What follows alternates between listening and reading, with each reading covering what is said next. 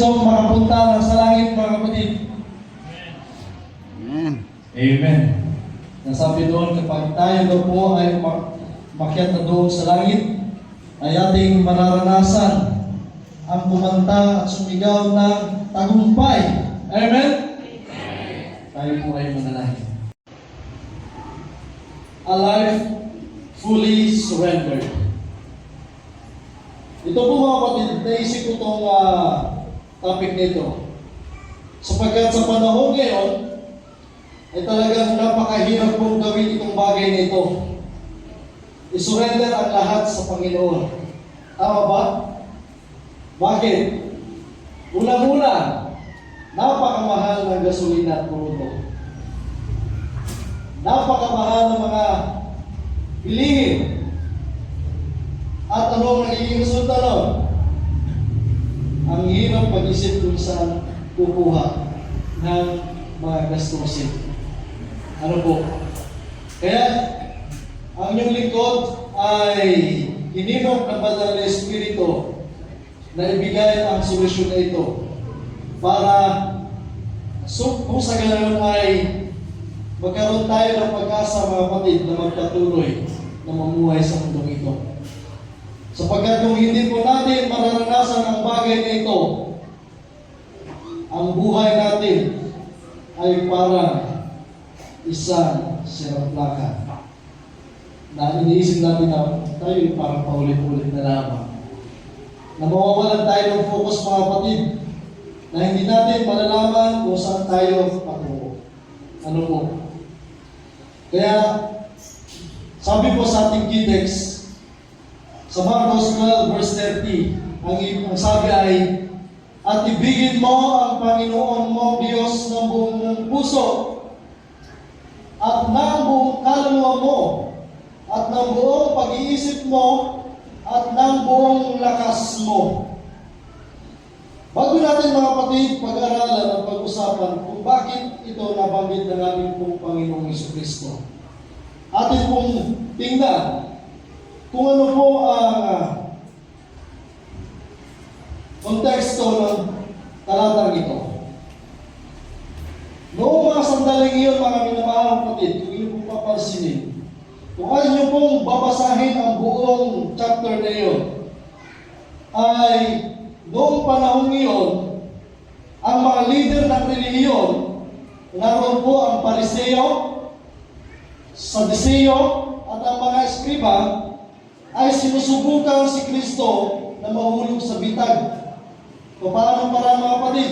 Sa pamagitan po ng panunuri ng mga tanong tungkol sa buwis at sa pagkabuhay na magbuli.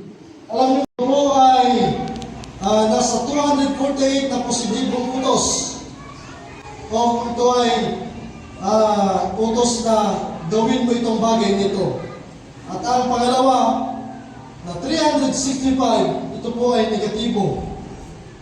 Na naroon po yung bagay na huwag mong gagawin. At yan pala, kung nagano, kapag kami po ay nag-handle ng camping, meron pong do's and don'ts na ginagawa. Siguro dito po kinuha yung concept na yan. No? At sa pagpapatuloy, mga minamahal mga kapatid, matapos yung mapakinggan ang katanungan ng eskribang ito, sumagot si Jesus, mga kapatid, doon po sa versikulo 29 verse 29 hanggang 30. Nasabi niya, hindi siya na nag-invento ng bagong doktrina. Sa halip, sinipin niya po, mga kapatid, yung nakasulat po sa Deuteronomy 6 verse 4, na itinatawag po nilang Shema Israel, na kahulugan po sa English na ay Hero Israel. Nasabi po dito, digin mo o Israel, ang Panginoon nating Diyos ay isang Panginoon. Alam niyo po, mga kapatid, ang Shema na tinatawag dito, mga kapatid, ay pinakasagradong panalangin po ng mga Hudyo. No? Kailangan nila itong kailangan pagkakailanlan bilang sila po ay bayan ng Diyos. At alam niyo po ba, ito po ay ginagawa nila 3 beses sa isang araw. Sa umaga, sa tanghali, at sa hapon. Relasyon sa Diyos ay hindi tungkol sa pagsunod sa mahabang listahan ng 613. Haba nun, kung din. Hindi, paano natin masunod yun? Yung nga 10 utos ay hirap lang sundin. Yung pa kayang 600 na utos. Ang batas kundi ang pagbibigay ng kabuuan ng pagkatao. In short, ang pag-surrender natin ng buo sa ating Panginoon Diyos. Kaya ang pamagal po ng ating lesson ngayon ay a life fully surrendered. Kaya titignan natin mga minamahal mga kapatid, kung ano po yung mga bagay na dapat nating isusurrender sa ating Panginoon Diyos. Kundi, madalas din ito pinag-aawayan ng mga mag-partner. Tama ba mga kapatid? Ano yung mga pinag-aawayan? Number 1, ang gadgets. Ano ba? Ang mga bagay na nakakasira ng time na sa halip, ang time ay maibibigay natin sa Panginoon ay nabibigay natin sa ating pong sarili kagustuhan. Ano po? Ang pagsuko mga kapatid ay ang paglalagay sa Kanya sa trono, hindi po sa tabi lang ng trono. Kundi doon po mismo sa trono ilalagay. Isosurrender. Ano daw po ang ating pong puso? Paano natin masasabi na surrender natin ang ating puso kung mismo ang mga bagay na meron tayo ng mga pinapahalagahan natin, sabihin na natin ng mga Diyos-Diyosan natin, ay hindi natin kayang surrender sa Panginoon? Ano po? Pangalawa, buong kaluluwa. Ito ang iyong emosyon at pagkatao.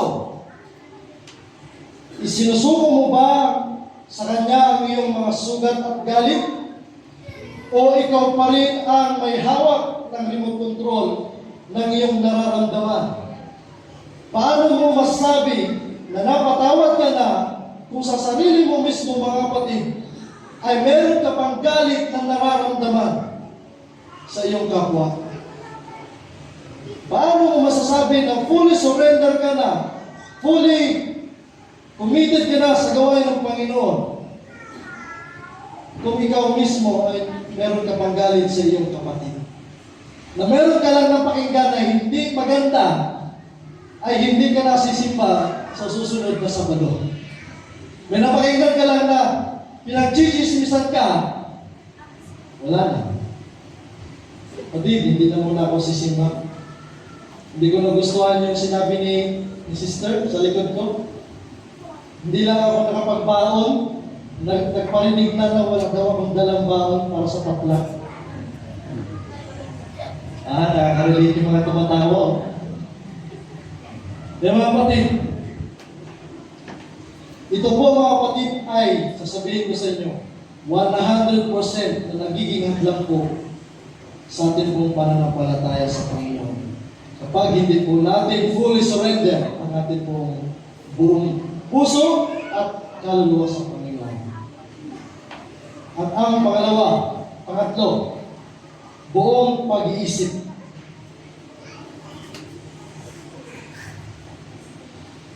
Madalas mga kapatid, ang limitasyon at logika ang humaharang po sa ating pong pananampalataya. Tama ba? At pagsuko ay ang pagsasabing, Lord, hindi ko naintindihan, pero naniniwala ako sa iyo. Ganun ba tayo mga kapatid? O baka naman, hindi ko muna kailangan ng Panginoon kasi matalino naman ako. Marami akong pinag-aralan. Graduate ako ng bachelor, graduate ako ng master's. 5 ang aking doktor. Kaya hindi ko na kailangan ng Panginoon. Hindi mga kapatid. Habang tayo po ay namumuhay sa mundong ito, mas kinakailangan natin isurrender ang ating isipan sa Panginoon. Scholar ka man o hindi, ang tingin sa iyo ng Panginoon, kung hindi mo kaya na-surrender ang iyong puso sa Kanya, ang iyong pag-iisip sa Kanya, ikaw ay walang kalawalan sa Kanyang harapan. Napakasakit ng mga kapatid. Ang sakit. Isipin kung gano'n. Pero masarap sa pakiramdam kung atin pong gagawin ang nais niya sa atin. At ang pang-apat, mga kapatid, ang iyong talento, resources at abilidad, huwag mong sabihin mahal mo ang Diyos kung ang iyong mga kamay ay sarado sa paglilingkod. Ako po ay natutuwa, mga kapatid, dito po sa iglesia ng Buklod. Dahil ang bawat department po ng church dito sa iglesia, dito po sa inyong iglesia, ay gumagawa sa gawain ng Panginoon. At ngayon po, ito po yung last na ng inyong crusade. Anong department niyo? Personal ministry. Nakakatawa pakinggan, mga kapatid, dahil merong mga department na kanya-kanya pong mga gawain ginagampanan po gampanin na inihatag ng Panginoon. Hindi po yung tinatawag na division of labor. Na bawat department ay talagang nagiging masigla sa gawain ng Panginoon. At doon, mga kapatid, makikita natin na tunay nga na ibinabahagi at isinosurrender ang buong lakas sa Panginoon. Marunong ka man mag-Bible study o hindi, mga kapatid, maaari ka pa rin makiisa sa gawain. Kahit po sa simpleng pagngiti, mga kapatid, marami kang makukuha. Marami kang maidadala sa panan ng ating Panginoon Jesus. Patingin ka na ang inyong mga ngiti. May mga nakasimangot kasi. Ayan. Thank you. Ang gaganda po tingnan kapag lahat tayo ay nakangiti. Kaya, mga kapatid, atin pong patuloy natatandaan ang mga bagay nito. Ating surrender ng buo, hindi wasak ang ating puso. Surrender natin ang buong kaluluwa, ang buong pag-iisip, buong lakas sa ating Panginoon Diyos, mga minamahal, mga kapatid. At kagaya po ng taong ito, mga kapatid, ang pinakamataas na ehemplo, mga kapatid, ng life fully surrendered ay hindi matatagpuan po doon sa mga kilala nating mga hari na nakaupo sa mga palasyo niya. Kundi sa isang lalaki na nakasubsob sa lupa doon po sa hardin ng Gethsemane, na habang tumutulo ang kanya pong mga pawis na para pong mga dugo. Sino po yung mga kapatid? At kanya pong sinabi ang mga salitang ito. Hindi ang kalooban ko, kundi ang kalooban mo ang mangyari. Si Jesus Christ mismo, mga kapatid, ang siyang nag-surrender ng kanyang buong sarili sa Panginoon para po ang bawat isa sa atin ay makaranas ng kaligtasan. Amen?